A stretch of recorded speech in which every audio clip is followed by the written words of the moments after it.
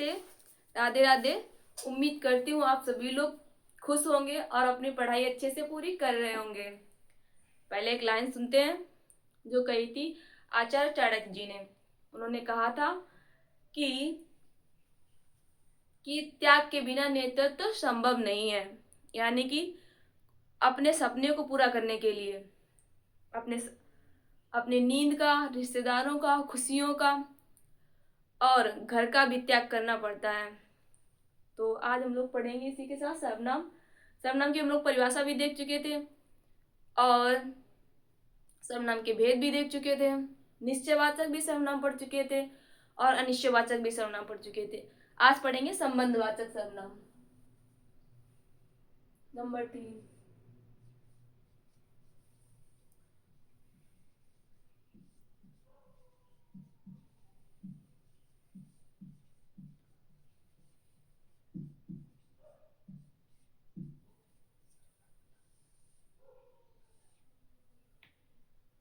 संबंधवाचक सर्वनाम। इसमें क्या होता है? वह सर्वनाम जो दो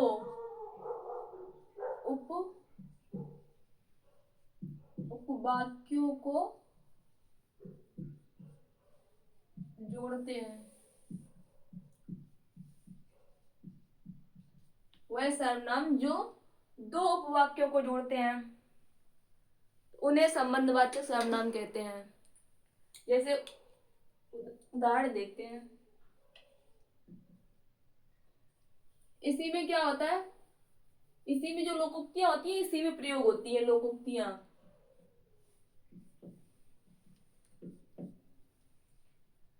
जैसे कि लोकोक्ति सुनी होगी, जिसकी लाठी उसकी भैंस। जिसकी लाठी उसकी भैंस। नंबर 1। नंबर 2,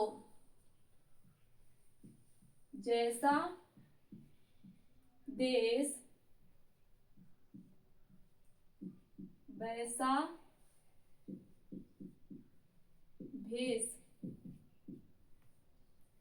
नंबर 3, जेते पैर पसारे तेते लंबी शौर।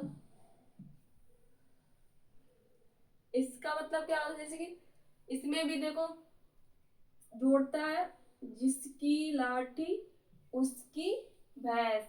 ये दोनों, ये भी सर्वनाम है और ये भी सर्वनाम है। ये इस वाक्य को जोड़ते हैं, इन दोनों वाक्यों को।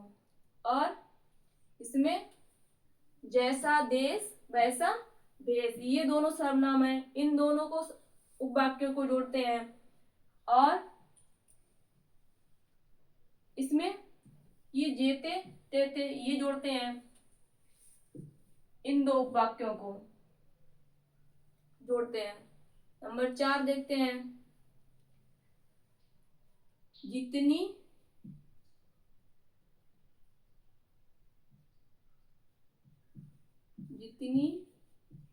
मेहनत उतनी सफलता। इसमें क्या जोड़ता है? जितनी और उतनी। जितनी मेहनत उतनी सफलता, ये एक वाक्य है और ये एक वाक्य। ये दोनों, इनको दोनों को आपस में ये दोनों सर्वनाम जोड़ते हैं। अब इसके बाद देखते हैं संबंधवाचक के बाद में नंबर 4 पढ़ेंगे प्रश्नवाचक।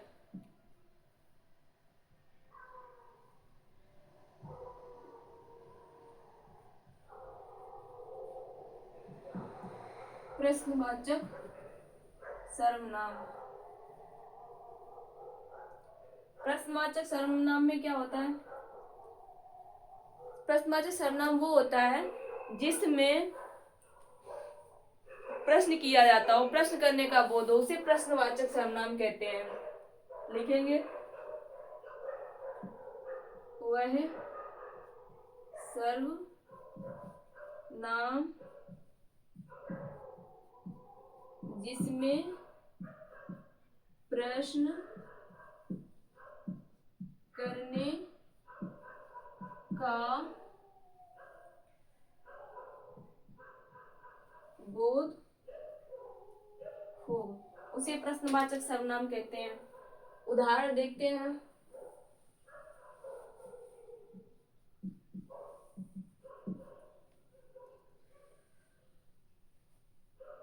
यह किसकी कलम है? अब देखो यहाँ पर यह किसकी कलम है, इसमें प्रश्न किया जा रहा है ये किसकी। अगर हम यहाँ पर ये लिख दें यह कलम किसकी है, तो फिर क्या हो जाएगा, ये हो जाएगा संज्ञा। कलम इसके पास में आ जाएगी, सर्वनाम के पड़ोसी क्या हो जाएगा, संज्ञा। तो यहाँ पर क्या हो जाएगा, सार्वनामिक विशेषण, यानी कि सर्वनाम के पास में सर्वनाम ही होना चाहिए। पहले बताया था, तो यहाँ सर्वनाम के पास में सर्वनाम होना चाहिए, कलम इसके पास में नहीं आनी चाहिए। चलो नंबर 2 देखते हैं।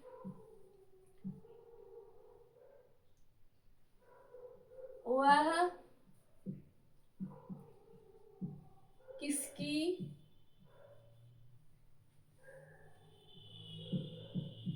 साइकिल है? नंबर 3,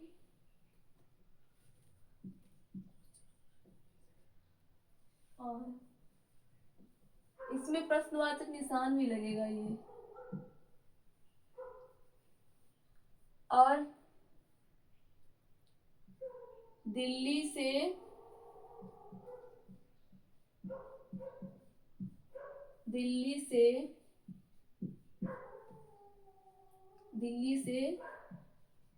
क्या लाऊं? दिल्ली से क्या लाऊं? नंबर 4, वह कहाँ गया है? और इसके बाद में वह क्या पढ़ रहा है? इसमें देखो यह किसकी कलम है, तो यहाँ भी ये प्रश्नवाचक, मतलब इसमें प्रश्नवाचक का निशान भी होगा और इसके साथ साथ में प्रश्न पूछने का भी बोध होगा, मतलब महसूस होगा कि इसमें प्रश्न पूछा जा रहा है। यह किसकी कलम है, यह किसकी साइकिल है, दिल्ली से क्या लाऊं, वह कहाँ गया है, और इसके बाद में वह क्या पढ़ रहा है, प्रश्न पूछा जा रहा है। तो इसमें क्या हो जाएगा, प्रश्नवाचक सर्वनाम। अब हम पढ़ेंगे नंबर 4, नहीं नंबर 5, निजवाचक सर्वनाम। निजवाचक सर्वनाम।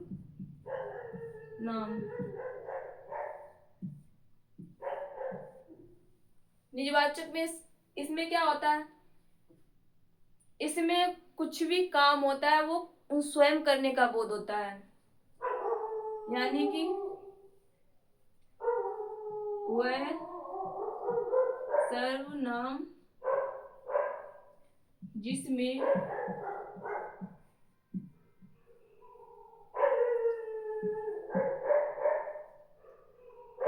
स्वयं खुद अपने आप या स्वतः करने का बोध हो, वहां पर निजवाचक सर्वनाम, वहां पर निजवाचक सर्वनाम होता है जहां पर कुछ भी काम हो स्वयं करो या खुद या अपने आप या स्वतः का बोध होता है। मतलब ये सब तो पहली बार प्रयोग होते हैं उसमें, और उदाहरण में देखते हैं।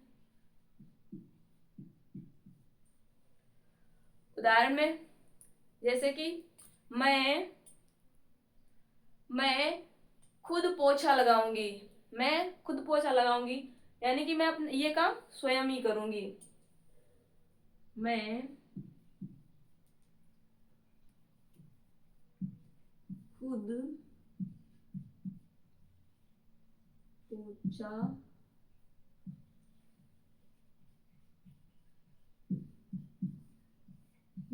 पोछा लगाऊंगी। और इसके बाद में वह है अपने आप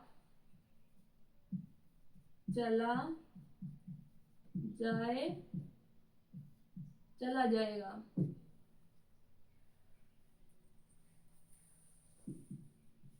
और नंबर 3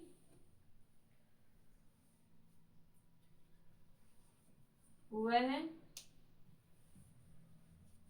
स्वयं खाना बना लेगी। नंबर 4 मैं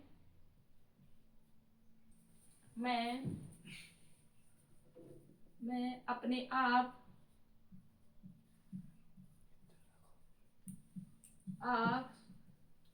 स्कूल चली जाऊंगी। इसमें क्या है, देखिए इसमें मैं खुद यानी कि अपने आप पर बात करिए, मैं खुद पोछा लगाऊंगी, वह अपने आप चला जाएगा, यानी कि वह अपने आप खुद ही चला जाएगा स्वयं, अपने आप का बोध हो रहा है। इसी में वह स्वयं खाना बना लेगी, स्वयं का बोध हो रहा है। मैं अपने आप स्कूल चली जाऊंगी, मैं अपने आप स्कूल चली जाऊंगी।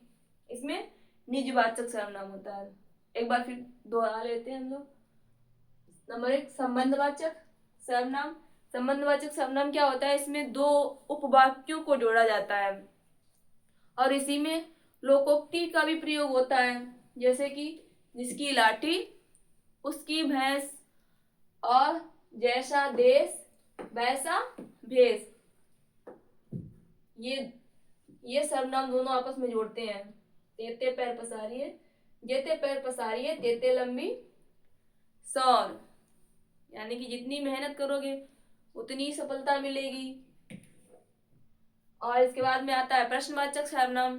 प्रश्नवाचक सर्वनाम क्या होता है, इसमें प्रश्न करने का बोध होता है, जैसे कि